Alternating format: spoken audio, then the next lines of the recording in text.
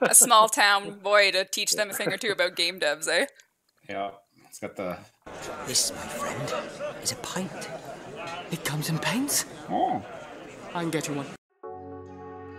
Now, today's Devstream, the stay-at-home Devstream number 2, has just ended, which means we've got a lot to talk about. There was a lot showing off, so let's start, shall we? Now, a quick heads up, there is a part in this video that I want to show off with audio turned up for the Nightwave dialogue for Glassmaker, because it was really low during the Devstream, so I'll show that in a minute. We did get our first look at the next new Warframe, Protea, her abilities, and of course her animations as well, courtesy of the E. Pablo. She has 2 separate odd helmets apparently, and the reload on her signature pistol has a really cool reload animation.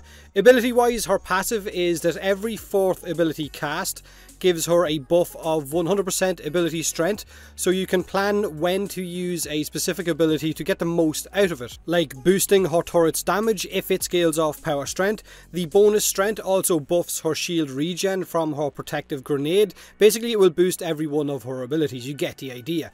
Her first ability, grenade, has 2 separate grenades. Shrapnel, which will stagger and of course give slash procs in an area where it explodes, and the second mode of the grenade is a protective one that can be dropped on the ground and picked up. I think 3 of them they said in total. This protective grenade also regenerates her shield, can give you overshield, and increases the duration when under the effect of shield gating as well, so it's a pretty good quality of life ability. Now her second ability is the turret, which fires in a frontal cone, and everything it hits will basically scale its damage up. So every time you hit an enemy, you will get the next shot will be buffed by 50%. So you're going to want to use this against large groups of enemies to get the most out of it. Pablo also mentioned how the shots from this turret will explode on impact, kind of like the Opticore, a small radial area of effect, so it will affect enemies that are closer together.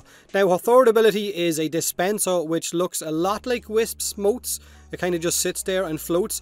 This, when placed down, will give you resources like health, energy, ammo and so on, but by increased amounts than what you would normally find on the ground. So basically energy orbs and health orbs to come out of this will give you more than what you would normally pick up. Now her ultimate is literally like Tracer from Overwatch, where you will place an anchor in time which will allow you to go forward, killing enemies, spending energy, losing health, all of that stuff, and then you can rewind time, which will return you to where you placed that anchor. Your energy will be back to where it was, your health will be back to where it was, ammo will be back, you get the idea.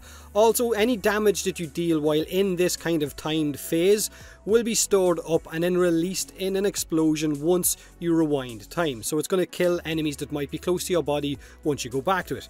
Now Protea looks really good. Damage reduction, power strength buffs, slash procs, a way to replenish health, energy, ammo, a powerful turret, and of course the rewind ability. But some things can still change before she goes live, and we won't know exactly what she's like until ourselves and you guys in the community actually get your hands on her and min-max the living crap out of her. But next up we got to learn a little bit more about Nightwave. Glassmaker is due in about 2 weeks time, and we got a little look at it and what the rewards are. The credits this time around are going to be called crystal credits. We have the usual rewards like Rivens, Kuva, weapon slots, Warframe slots, Forma bundles, Exilus adapters, some new augment mods for weapons, Umbral Forma at rank 26, and the new shoulder armor that you see on Rebecca's mag during the Devstream, which you get I think at rank 29, and the end reward, the final reward for this season of Nightwave, is a special Lyset skin that is apparently Nora Knight's own ship or modelled off it. Also, another set of rewards being added to buy with those crystal credits is the Conclave mods, or PvE versions of them. Basically mods that were only usable in Conclave will now be transferred across to a PvE setting and allow you to use altered versions of them. Now we also got Nora giving us a voiceover from a cutscene, which I have turned up because the audio during the dev stream was a little bit low, underestimating, right? So I'm just going to play that through and let Rebecca show it off for you guys, so here it is. Heard of those cubes? You know, cephalons, right? Probably got one a bit cracked, kissing up to you all the time. See, in the old days, crime and punishment was all in the hands of those Orican judges, the Seven. Mercy was the quick flash of the jade light. But If they wanted to make an example, they'd suck up your soul and make you a prisoner of the glass forever. Seems like magic to us nowadays, but dreamers, someone's got it puzzled out again. Waves are buzzing. New glass is showing up. Souls getting snapped up and trapped. I have it cranked here. All we've got to go on is this crime simula I pulled from the weave. No sign of our killer, and not a soul to tell us where they went.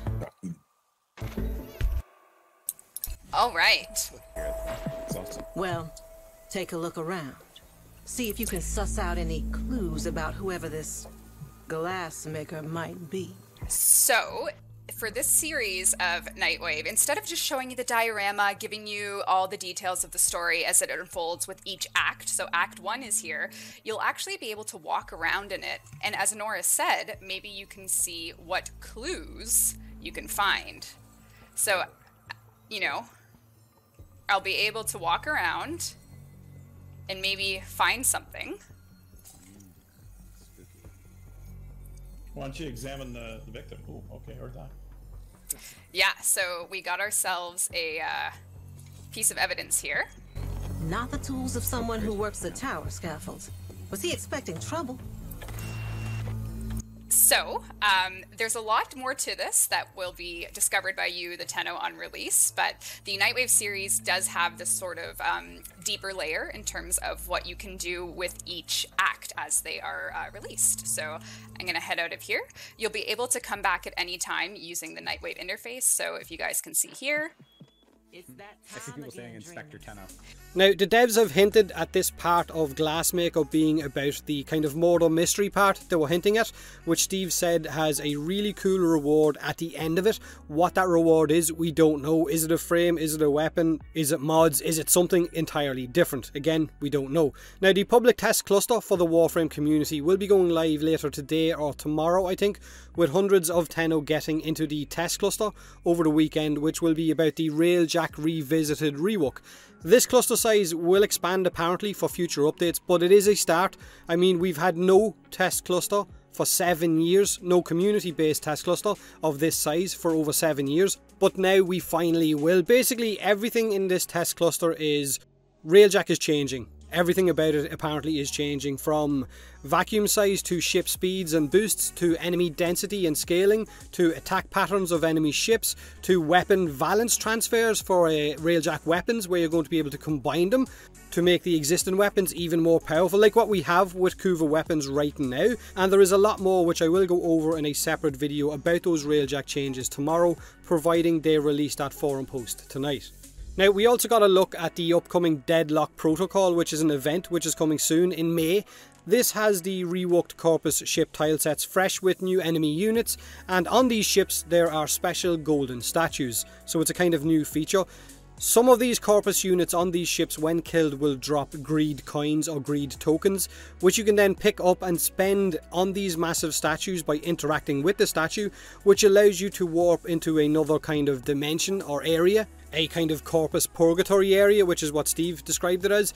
In there you will fight against Nightmare Corpus enemies. So there is a new type, I guess, of Nightmare system which is related to the Protea frame as well, which is coming with our very own quest. So we're finally getting a quest coming with a new frame. So we know that this area that you teleport to is described as a Corpus Purgatory area. We know that it might be a timed mode and that you become affected by exposure if you stay in there too long. We know that Solarian prisoners will be in there. It's a kind of purgatory area where they're in there as prisoners, so you can free them and get maybe some rewards of some kind that you can then put on your lie set, basically statues, frames, things like that. Not sure what other kind of rewards you can get off them, maybe something else cool, we don't know. I'm gonna pay my tribute to, because obviously I'm paying tribute to the Corpus dogma, and I'm gonna go in with a nightmare token and see what happens. Okay. All right. Oh, we have a portal. All right. Oh boy. Oh my gosh. Oh. Here we go. Okay.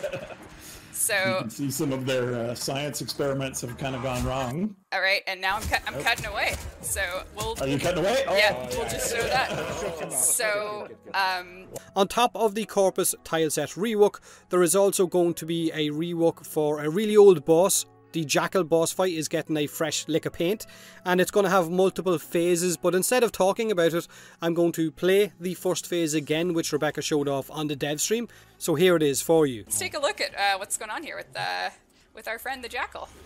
All right.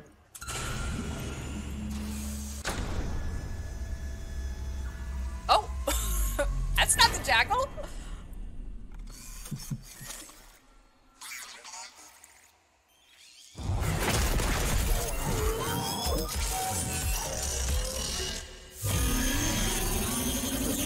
Alright.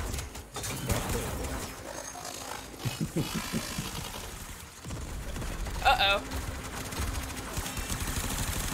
Oh, cool. That was cool.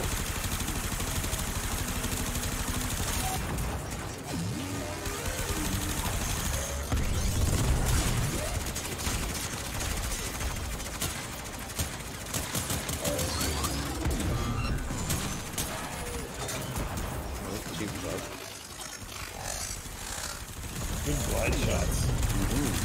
Yeah, look at that. Alright, I think I got him down, so we'll go in. Okay. See what happens here. This isn't final balance, but you know.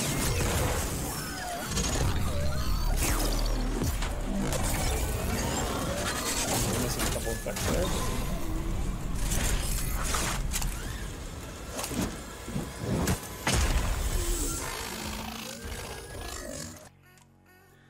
So that's a huge improvement for the Jackal, right? Probably still going to kill it with our weapons very quickly, but better boss fights like this. Of all the boss fights, Sergeant up next, please. That guy really needs help of some kind. He gets bullied every goddamn Nightwave, doesn't he? He's dreading the return of Glassmaker. Feckin' Sergeant's thinking about going on holiday. That's what he is. Only he's quarantined, so he's going to get his ass kicked. But yeah, it is a huge improvement from the original Jackal fight. Now this is Ash Deluxe. This is what he's going to look like. We've already seen kind of previous images of him. This is not Scorpion from Mortal Kombat, even though he does kind of look like it. Maybe that's just the yellow, but it is Ash Deluxe, who is coming soon as well, possibly with the Protea update, hopefully. Now, there was a lot of talk towards the end of the dev stream about the Scarlet Spear update and how bad it kind of went, and I guess previous updates as well, but the Scarlet Spear update did not go down well at all, and of course first impressions matter. How they shouldn't have shipped it because of the sheer amount of factors that went against them at the same time as releasing it, but there was a lot of crashes, scoring not working, dead relays, and many more issues that a lot of us all went through once Scarlet Spear dropped. Now, there is a heavy emphasis from a lot of veteran players in Warframe right now that the next update is make or break, if it hasn't, I guess, been broken for them already, and how actions speak louder than words, so a lot of them will wait for that update.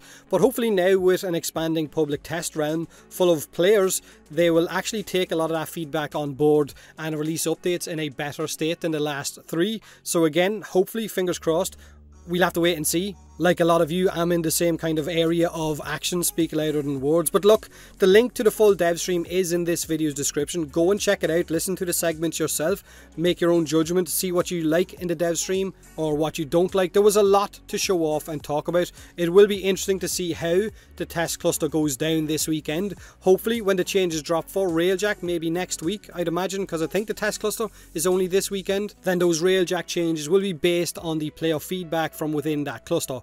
So, like the video or don't, subscribe or don't, and as always, thanks very much for watching.